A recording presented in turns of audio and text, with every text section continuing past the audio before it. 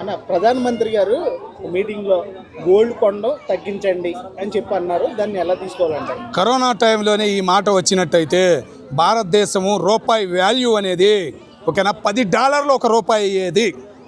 ఈ నిర్ణయం అనేది అప్పుడే కరోనా టైంలో తీసుకున్నట్టయితే పిఎం సార్ చాలా లేట్ అయ్యింది. దగ్గర ఎన్ని సంవత్సరాలు అవుతుంది? 10 సంవత్సరాలు అయిపోయింది.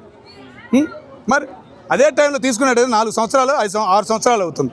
ఇదే నిర్ణయం 2020లో తీసుకున్నట్టయితే ఎంత చరిత్ర ఉండేది పిఎం సార్కి. మిస్ చేసుకున్నాడు. ఇప్పటికైనా మార్పు అనేది వచ్చింది. ఓకేనా? అప్పుడు 77కి ఒకటికి ముందు 71లో ఇందిరాగాంధీ సేమ్ ఇదే చెప్పింది. ఖర్చులు తగ్గించుకోండి, బంగారం కొనడం మానేయండి అని చెప్పింది. దగ్గరగా 77 గాలివానకి మన వాళ్ళు నిలబడగలిగారు.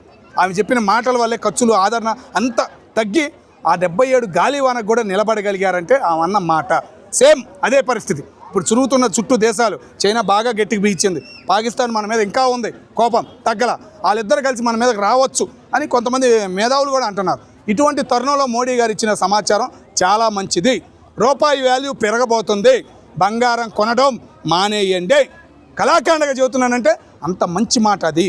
కంపల్సరిగా ప్రతి ఒక్కళ్ళు స్వాగతించాలి. బంగారం షాప్కి వెళ్తే మోడీ గారు గుర్తుకు రావాలి. మోడీ గారి మీద అభిమానం నిజంగా ఉంటే బయటికి వచ్చేయాలి అని చెబుతున్నానంటే అంత ప్రేమ ఆయన మీద ఉందని కాబట్టే చెబుతున్నాను.